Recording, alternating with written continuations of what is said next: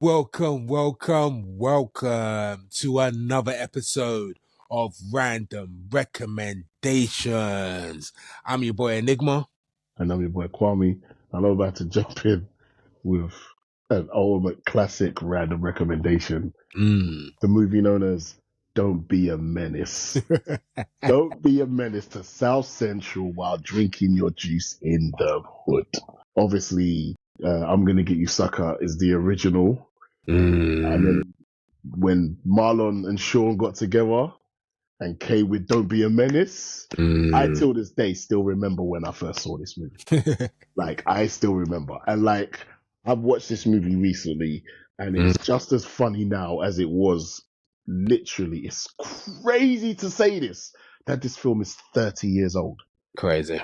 This film is 30 years old. It came out in 95, 96. Crazy. And it's funny though, because it's like when you think about the era that it comes from, obviously, it's the ultimate spoof hood movie. So obviously they spoof Boys in the Hood, South Central, Menace to Society, Higher Learning, Juice, all of the classic hood movies from the mid-90s. It's the mid-90s up until that point, literally. So it's genius comedy, it's genius writing, genius acting. I don't actually think it could have been better. It's that good. And you know, one thing that I realized after watching it again recently, that it's short and sweet and straight to the point. They didn't overdo it. It's like, what is it? I think it's like 80, 90 minutes. Yes, literally like 90 minutes. Quick.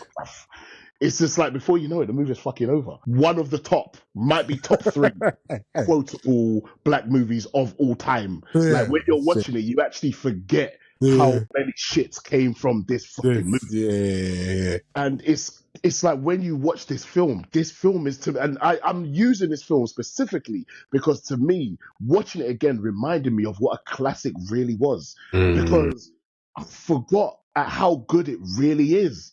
So I'm watching it and I'm like, these guys were geniuses, man.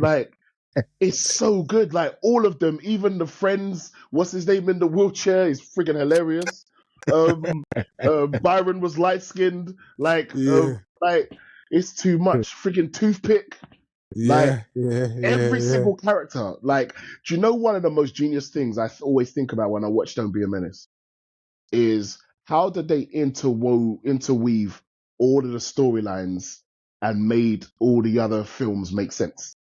Like all the films that they're spoofing. And they're not the only ones that have done it. They're not the only ones that have done it. Obviously, other spoof films have done it. But I always think that's really brilliant. But I feel like these lot have kind of done it the best. Yeah. Because when I think about all of the films they spoof, because it's like when you look at the through line of Don't Be a Menace, what through line is it? It's literally a mix of Boys in the Hood and Menace to Society. It's a through line of both of those films at the same time.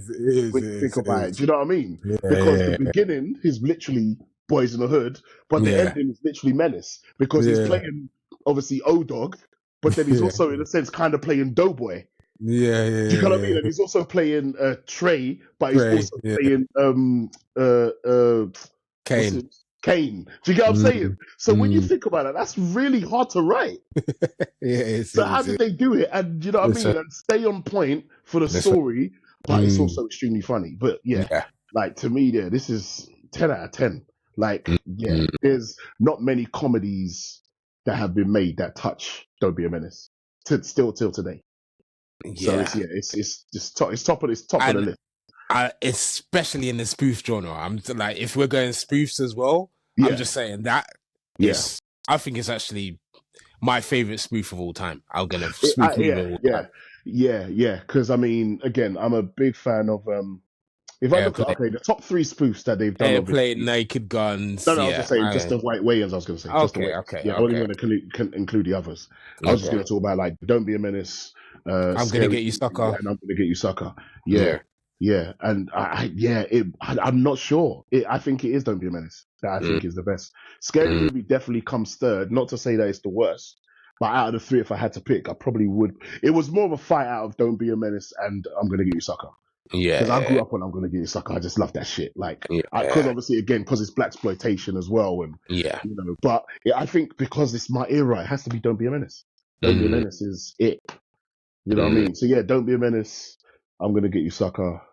Scary Movie. Do you know what I mean? I just think it's genius.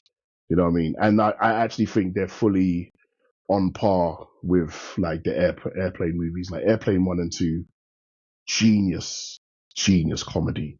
And for what the Wayans were able to do, I want to see where else they can go. And I really, really, really, really hope that they take this new train of having Scary Movie back underneath their belt and start doing some other shit. But yeah, there you go. Don't Be a Menace.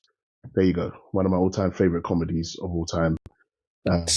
Yeah, one of the best. And the best to ever do it. The Wayans. Yeah. Sick. So, sick, yeah, man. Sick. Don't Be a Menace. Absolute classic. Red fish, blue fish, one fish, two fish. Can you tap that white girl over there? I didn't want to so many lines. Yeah, so many lines. It's just an. Sorry, go, bro. Go.